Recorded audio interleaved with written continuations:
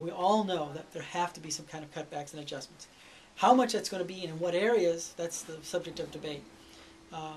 So when we began the initial conversations, and we've kind of heard little things here and there from the Dean's office and the College of Liberal Arts in general, to expect some kind of cuts going, and this is looking backwards, going forward in the sense of, for this fiscal year, the current fiscal year, that we had to prepare for some immediate cuts, which we did, and then looking forward to the next biennium and then down the road. All of this, of course, based on what happened with the economy a couple of years ago. So there's no surprise. The amount of the cuts, whether at other academic units in the college, we now know for sure that it's going to be 12% going into next academic year, and then I think another 12% after that, and then 12% after that. And if that's our fair share,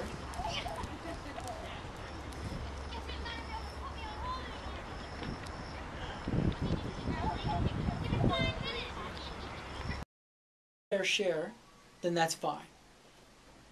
The APAC committee proposed, I think it was 37%, and I thought that was an unfair share, an unfair burden on us. But other folks would say, well, that's only fair. There's a process. So you got to know that if the state is looking at cutbacks and a budget deficit, it's going to affect everybody in all parts of the state, and we're part of the state of Texas, no doubt about that. Right. And so when you talk about the 12%, is that specifically for the center?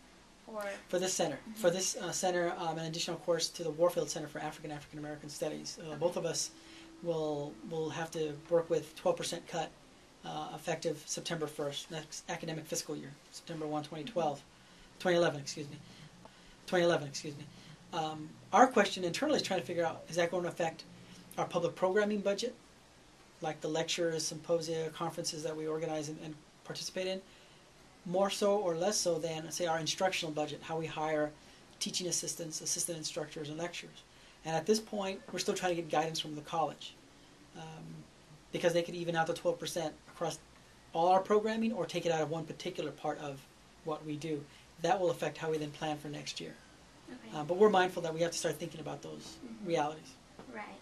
And I know when the latest, I guess, announcement we do in terms of supporting the work of faculty, graduate students, and undergraduates, and the education that we provide for undergraduates and graduate students gives the university a good name. It adds to our reputation. So if we're doing well, we make the university look well, and look much better.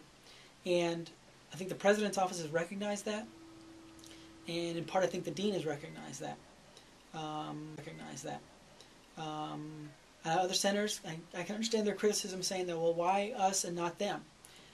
I can't explain it because it's not my decision, but I can see where we come from in the work that we do and why we're not being cut back as much as, say, Latin American Studies or some of the other programs and centers that are going to be cut back or maybe even be closed outright.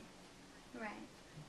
And so, as far as the cuts, if we don't have as many lecturers or we don't have as many AIs and TAs, how many classes can we offer? Our faculty affiliates are very supportive of what we do, and many of them are very committed to making sure that their classes are cross-listed with us, and that they provide us with some seats for our students. Our students, by that I mean our majors.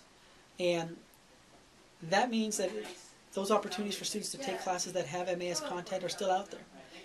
But if we lose lecturers, then it might affect the number of classes we can offer. Or if we lose assistant instructors, the number of classes we can offer, because of people who are teaching classes that we would like to have available for undergrads. Same thing with graduate students. Faculty are working with graduate students across the campus, and we've been very, very happy to receive the support of faculty who give us some seats in their classes and make classes available to grad students who are interested in Mexican American Studies. But if you are going to cut back into the instructional budget, that's fewer people to teach those classes. In a social sense, this would be probably more along the public programming things that we do, and that once again I mean the lectures. What kind of events could we host? How much? What's the scale of the event? Would it be? We'd have to scale back on something larger, like a larger full conference, into a half-day symposium, or from a symposium to basically a basic lecture.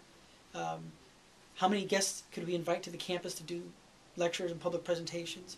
The other thing which it might really affect is how we're able to support student organizations with their events, both the undergrad and the graduate level. We get a lot of requests for funding to help with all kinds of things, whether it's an individual organization, and it could be a service organization, Greek organization, a social organization, something like the Latino Leadership Council with Sábado Gigante. We've been very much a part of and want to continue to support, but if we have massive cuts in our programming budget, deep cuts, that may be areas where we have to those may be areas where we have to kind of think about priorities.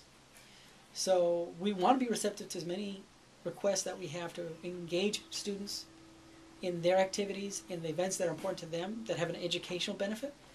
But if our dollars are cut back, then we have to kind of prioritize, and that might mean fewer dollars being spent on those types of things. Mm-hmm. Right. So is there a possibility that might be the social consequence in some ways? Yeah. Do you think that there could be additional consequences as far as the community, especially since issues for Mexican Americans are so important right now, and in our geography? I think this is one of the challenges that we've had in many ways, is trying to, as a center here, be part of the